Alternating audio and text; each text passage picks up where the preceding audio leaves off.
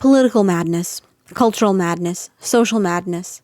Our times are marked by ever-increasing radicalism from a variety of people. Call it Antifa, call it white nationalism, call it a lone wolf shooter, call it something else, but it is violence, and this senseless violence marks our times. Among the failures of modern times, I keep hearing people advocating for violence on a mass scale in order to initiate change. The question here isn't if these are the worst times to be alive, or if another period was worse, but rather, why is it like this? And I don't just mean the proliferation of violence, but the violence that now lives in all of our hearts. This isn't the violence that was rampant before the rise of the nation-state, that of empire, or the violence of war, confined to specific places. No, this is the evil that has made a home in our very beings. You can correct me if I'm wrong, but everyone I've talked to in recent years can tell me something in the world at large that makes them angry, whether it is a personal or social injustice, whether it's happening to them or on a larger scale. I can't remember this much anger in the world in my lifetime. A few issues and anyone with an axe to grind finds a target and takes it out on them, screaming on the internet, in public.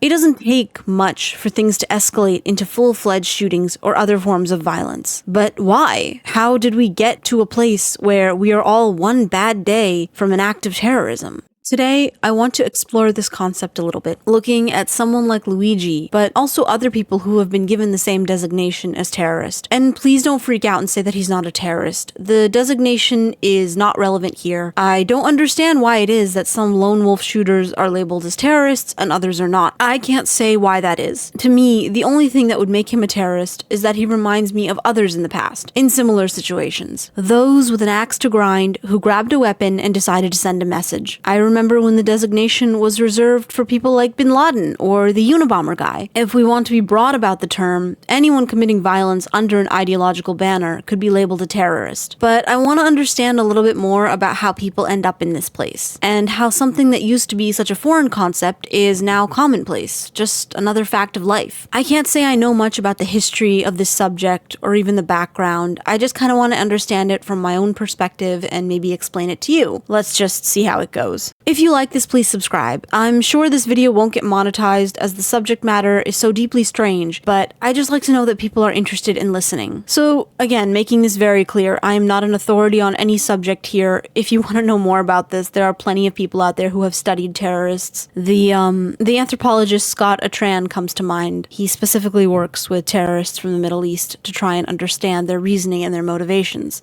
This is just my personal experience with the subject vis-a-vis media, the news, just everything I understand and my background. So again, this is all 100% opinion. Please do not take it personally. Please don't get angry. We don't need any more of that in the world today, okay? So, all that being said, let's get into it. From films in 90s Bollywood, to Batman the Animated Series, to 9/11, these intensely violent actions under the banner of an ideology were prevalent throughout my youth in one way or another. But they were far away. Strange things on TV, always at an arm's length. Now the anger, the hatred that spurs people to ideologically motivated action is so close to home. I understand it all now as an adult, but as a child I couldn't fathom. How do you declare war on terrorism? I was young during the time of 9/11, so the conversations around terrorism really marked my childhood. As I understood it, terrorism is a feeling of fear, uncertainty, of violence that is senseless to those who are attacked. How do you declare war on a feeling? I remember the terror alerts, the fears of another attack, the sense of powerlessness throughout my community and the country. I couldn't fathom that there was any way to prevent anything like this from happening ever again. I only took solace in the fact that we weren't in a major city or commercial center like New York. When the word was explained to us in school after 9/11, we were told that terrorists were insane, crazy, and the designation comes from the fact that they seek to instill terror and fear in large groups of people. The implication being that they were not mentally well. They are unhinged, and by extension, insane people. But often, by digging into their motives, they are not always unwell. I understand it better as an adult. Regardless of their motivations, they are given such a designation for several reasons. One being that the state has a monopoly on violence. Or, as another saying goes, one man's terrorist is another man's revolutionary. I think the designation has a lot to do with being under an ideological banner. That is, violence informed by some idea. It could be anti-abortion groups groups blowing up clinics, white nationalists going after Sikh temples, Al-Qaeda blowing up the Twin Towers, or Luigi going after the CEO of United Healthcare. There are so many different types throughout history, and their motives don't matter. All that matters is that their actions cause harm. Though, to most rational, ordinary people, like Jon Stewart, it just seems like the wrong choice. When he spoke about Luigi and what happened with him, he was a little bit dismissive. But I can understand why he might not understand why Luigi did what he did. Terrorism comes off as irrational because it wakes people up to something that they were either unaware of or outright ignoring, like US imperialism or corporate greed in healthcare. Irrational things stress people out. It doesn't matter what background you come from. Even if you can understand, the thought of someone pushed to that place, one where they feel they have no choice but to be violent against a whole system, against a whole world, is unnerving. That fear of irrational actors, especially someone willing to destroy everything and themselves, shakes the very bones of rational thought, especially in the Western world, where people want to find meaning as a whole and as individuals, and as religion in logic and science.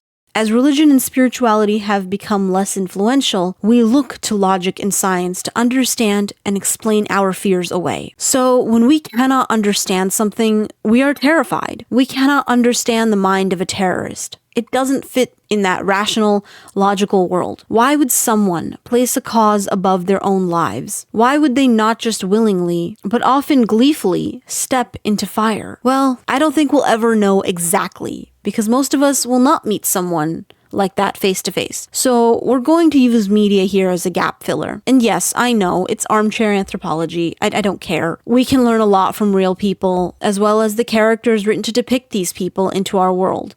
So the media is our way into their minds as well as our understanding of such situations. Ultimately, from what I can gather, people who choose this path often feel they don't have a choice. And if they do, they are probably deeply disillusioned with the world around them. It is so important that we have this discussion right now, because public sympathy for such characters has been growing in recent years. There are people on TikTok who were sympathetic to Osama bin Laden in the wake of the war on Gaza. Of course, Trump gave the Taliban Afghanistan, so that whole boondoggle was literally for nothing. Our systems have failed us so deeply that we feel connections to people who are breaking them apart because those in power have become too powerful. They chase godhood while ordinary people suffer and die, so the conflict between the powerful and the powerless, once contained, is now becoming the norm of the world we live in. As I said before, my first real introduction to this world happened with 9/11, but no one really explained to us what was happening, just that people who had perpetrated the event were crazy or disturbed somehow. It's not hard to understand that there are people in the world who are not well, who do strange things. Whether it was the kid on my bus who ate paper, or the people who signed up for the newly minted reality TV show Survivor, I could understand that there was strangeness in the world. Of course, I would put it out of my mind, but I didn't realize until later when I saw Ra's al Ghul, and yes, you can pronounce it either way, we are not having this conversation, on Batman the Animated Series, talking about how the Earth needed to be protected from humans. And I agreed with him. Most villains, even in the animated series, were just plain ridiculous. Technically, you could place their violence focused on the state in the same category of bad actors that we've been discussing here. But Ra's was so organized, so focused, so certain of his strategy to wipe out half the population. Despite not knowing his reasons for wanting the Earth to thrive,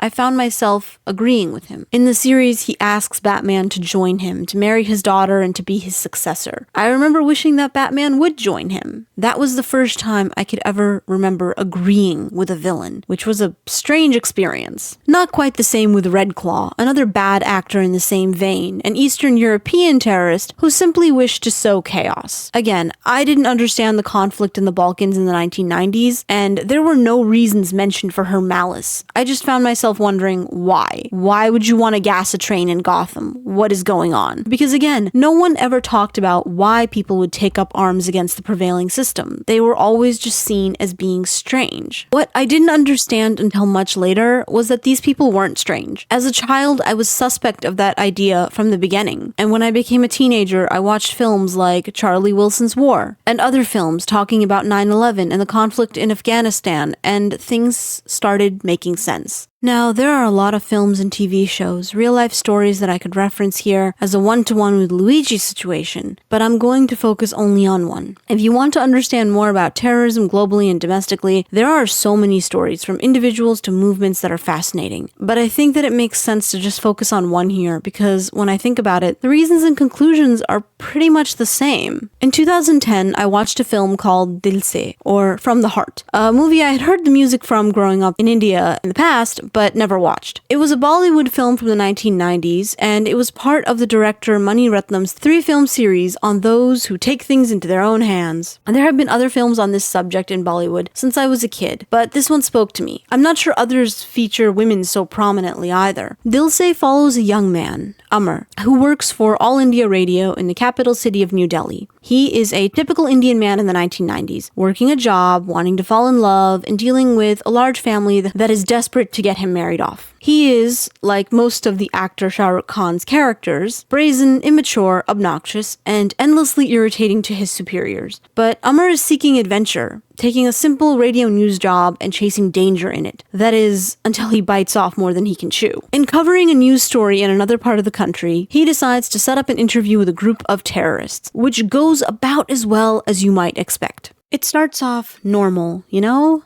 Blindfolded in the jungle with soldiers leading him to their headquarters. Then the interview begins, and the leader expresses his discontent, the oppression at the hands of the Indian government. However, it slowly devolves into danger when Amar, in his brilliance, asks the leader where his group gets their weapons, insinuating that China and Pakistan have been helping them. He then has the audacity to highlight that the leader has turned small children into terrorists, not for a cause, but out of his own selfishness. I mean, you have to ask, what is going on in his brain?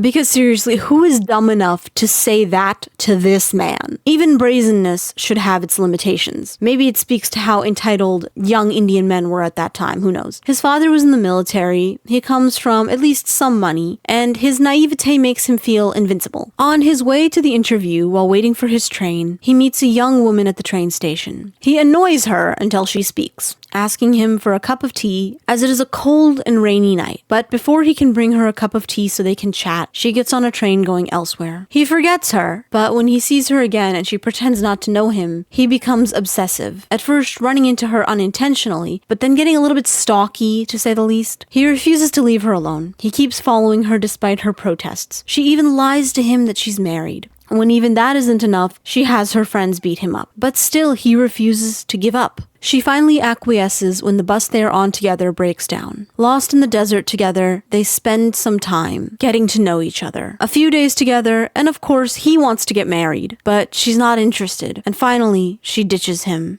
At this point, we discover her secret. Meghna is a terrorist, more specifically a separatist for her state's own country. The rest of the movie is her exploiting Amar to carry out her mission. Despite him having agreed to marry another woman, he gives Meghna everything she wants, even refuge in his home in New Delhi while she plots to attack the Republic Day parade. Amar has no clue what's happening, why she left him. He's willing to give her whatever she wants, even a job at his radio station, because he's just happy to see her again. Heartsick and pathetic, Amar starts to become suspicious of Meghna, realizing that she's a separatist, and confronting her before she sets off to attack the Republic Day parade. They argue, and she explains her motives, flashing back to the most traumatic moments of her life. After having watched her village burn at the hands of the Indian army, she walks in on her sister being assaulted by an officer, and ends up assaulted herself. She takes up arms against the government, joining an army of children whose stories were just as bad, if not worse than hers. Her pain and horror are immeasurable, as she was never given the chance at a normal life. Even as someone so far away from her experience, I couldn't help but see and understand her pain. For many people who choose violence as a means to send a message, they may or may not come from difficult backgrounds, but it's not about facts, it's about feelings. I could connect with that feeling to get to a place where people choose violence. It isn't a contest of comparison of who had it worse, and how certain people are justified in choosing violence and others aren't. No, this is about the fact that we all live in the same world, one where institutions and structures that are designed to help us fail us. And by system, I mean everything from government to business, any faceless institution. The idea of bootstrapping becomes literal nonsense in the face of this pain. No poor villager from a remote part of India can protect herself if the army attacks, and even a wealthy child from America can't find the solutions to his health issues by himself. And when we tell people that they should suck it up and find a way to deal with it, well, they do. It's interesting because just as I plan to release this video, Law & Order, which is somehow still on the air, did an episode about Luigi's exact situation, and it really drills deep into why people support him and his motives about wanting to put the healthcare system on trial. The character even accepts whatever punishment is given to him for the crime. He is no coward. Unlike the healthcare CEOs that show up in the DA's office complaining that they aren't murderers. How could anyone say that? The story ends without a verdict because the real trial hasn't happened yet, and it raises the question: will litigating the healthcare system in a public forum like the justice system be a useful exercise? If the defendant is let go without charges, will the rich crack down upon us even more? Or, if he should be convicted, would there be riots and backlash? It's just a giant minefield, and this, I believe, is the danger of choosing violence. And I know, as I'm saying this, the protesters pushing back against Tesla are in danger of domestic terrorism charges. In our times, it feels increasingly like we may not have any other options because the rule of law is becoming meaningless and our elected representatives are turning into bobbleheads. I know that I feel afraid of what has happened and what will happen. I hope that things don't devolve into more violence and actual bloodshed because, to me, humanity is something worth protecting. Our humanity lies in our ability to be moral, high-minded, and decent, and if we win against this tide of oligarchs and obsolete government through violent means, I know that we will regret it down the line. I think of Europe during World War II, when ordinary people had to do horrible things and then live with them afterwards. When Meghna says that she met other children in the Liberation Army who had it worse than her, I couldn't even imagine. And while Luigi's pain was difficult, go on Reddit right now and read the comments under any post about him in which people talk about how bad things were for them, getting sick while dealing with United Healthcare. The violence against minorities in far-flung parts of the world is often waged silently. In this same way, the war waged against human life in America is happening quietly. No one wants to talk about how these companies are loyal only to the bottom line, but are also somehow responsible for human life. In their hands, we are not the miracle of life, but the leeches of wealth. This, as I said before, is the most fundamental aspect of people who choose terrorism, in my opinion. They feel they have no other options, that their system is so fundamentally corrupt in one way or another, the system wants to kill you, so why not kill it first? Or so they feel. And so we can see from the rise of fake news here in the States, feelings are more persuasive than facts. Really, if I think about it, it's funny how many varieties of terrorism have come to the forefront just in my lifetime. Eco-terrorists, freedom fighters, Islamic fundamentalists, lone wolf shooters, and in the past you had movements like the Weather Underground and the Symbionese Liberation Front. All these people who felt that violence was the only answer, that to take up arms against injustice, apathy, and amorality, to pull the justification of violence from the state to the people, was the only means of rectifying the horror that the state was placing upon their world.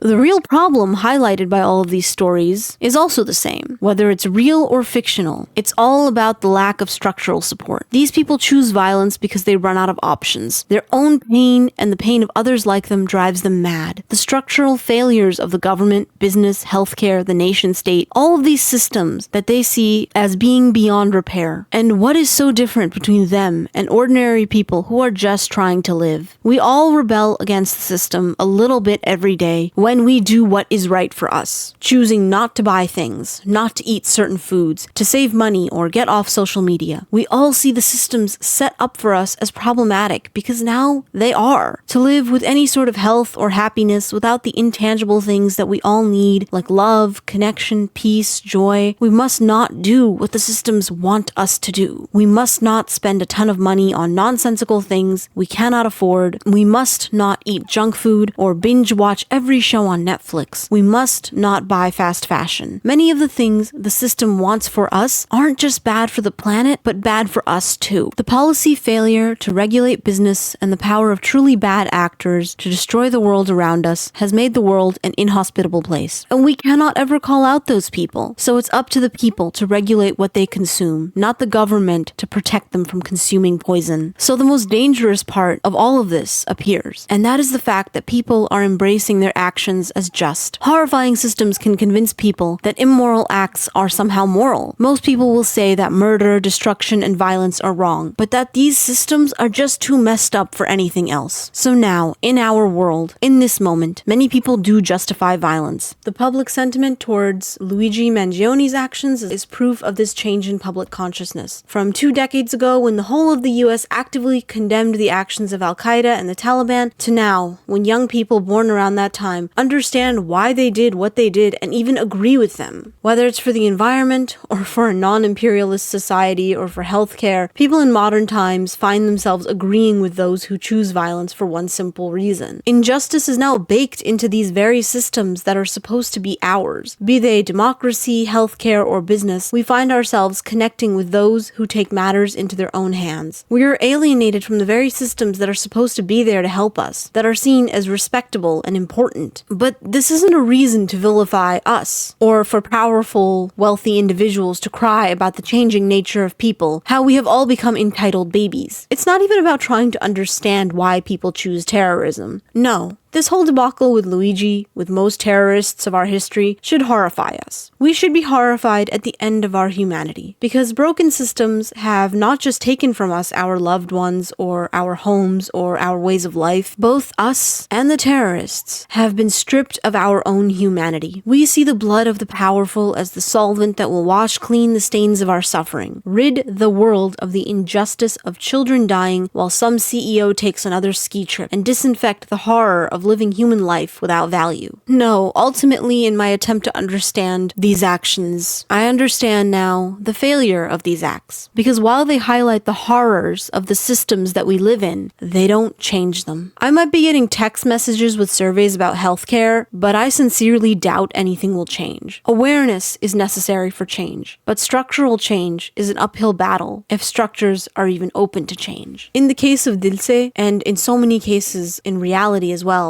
systems are not open to change. The problem is that the violence of terrorism acts only as a means to assuage one person or group's negative emotions. It does little to ease the suffering of those who are truly in pain. Building a new healthcare system, a new government for a breakaway nation, a new way forward for those who have suffered and been wronged, it's not easy. And at the end of the day, you can claim that the ends justify the means in one case or another. There are people doing it all over social media, but someone will disagree with you. You might feel that Luigi was justified because of how truly evil UHC is, but someone else will claim those in the past who blew up abortion clinics were in the right, and Luigi was in the wrong. White nationalists will claim that lone wolf shooters targeting religious minorities in America are in the right, because when you believe that the ends justify the means, you believe only that you are right. And that's what everyone thinks these days. Unfortunately, what feels good is not always what is necessary, both in our personal lives and in the history of the world. It's not like the healthcare system or government or business are going to make changes now that this happened. It's not like the Indian government, who has been dealing with separatist movements for years, is suddenly going to start listening to them because of an act of terrorism. No, it seems more like terrorism makes those people's lives harder in the long term. Change happens through political organization, nonprofit work, leadership from brave individuals, advocacy, and tireless labor. Terrorism is how we burn things down. It's how we make things harder for people who desperately need change. Take, for example, how 9/11 made things even worse in the Middle East, or how these healthcare CEOs, among others, will close ranks now, making conversations with them even harder. And the problems with our healthcare industry, which run deeper than just insurance companies. There are also issues with hospitals, drug companies, the government. How many people can you take out so that going to the doctor isn't a hellish experience? We need models for change, not martyrs, to look to history and previous successes through case studies. Even the most impossible situations in our world have solutions if we're willing to figure it out. I tried to find the video of this event from when it happened to use as a reference, but I couldn't find it after many hours of research. So I'm just going to tell you what I remember. There was a member of a nonprofit that AOC invited to speak before Congress. His group specialized in working with de-radicalizing young men, essentially preventing racial or ethnically motivated shooting events. He talks about how he got word that a young man was being radicalized against the local local Muslim community. So he and his group arranged a meeting between the leader of the community and the young man and prevented what could have been a tragedy. Or I think of a recent episode of Abbott Elementary, the popular sitcom on ABC, which focuses on a group of teachers at a school in West Philadelphia, in which a smoothie shop is set to remove a local deli in the school's neighborhood. So one of the teachers organizes the local advocacy group to protest removing the deli, and the landlord sees the fuss and keeps the deli's lease. It shows us how we have options and our voices matter. Of course, it turned out that the teachers had changed their minds and decided they wanted the smoothie shop, so this was a giant failure. But it proves my point about how there are realistic models for changing through things like advocacy and organizing, especially in America. This conversation about finding pathways for real change is an important one, because otherwise people will keep believing they have no options and keep turning to ridiculous methods to make change happen. Take the current and coming climate crisis, as highlighted in a few different media properties, a series of events that have already made life difficult and will make life extremely difficult globally in the future. It's also something that we feel powerless to address. So many media properties have people taking on terrorist methods as a means of coping in the future, such as Kim Stanley Robinson's text, The Ministry of the Future, a speculative science fiction novel about how humanity will deal with climate events through the end of this century, and in Apple TV's Extrapolations a few years ago. In both properties, ordinary people take matters into their own hands. In Extrapolations, they arrange a geoengineering event, putting tons of chemicals into the air to cool the planet, just like a volcano would have. It doesn't work. And in the book,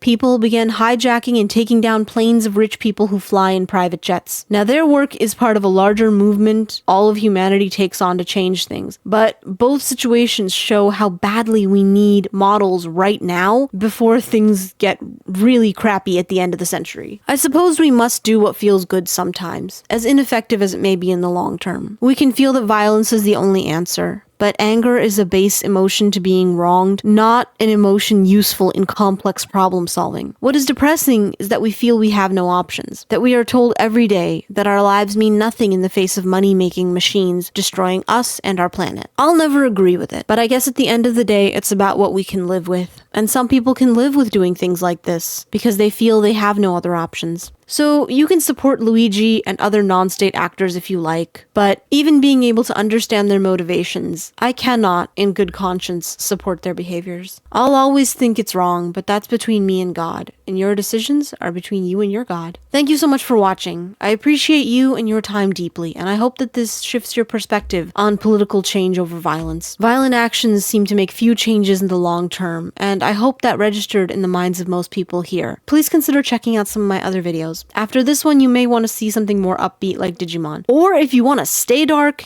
you can watch my video on Batman. Either way, I hope to see you in the next one. Bye!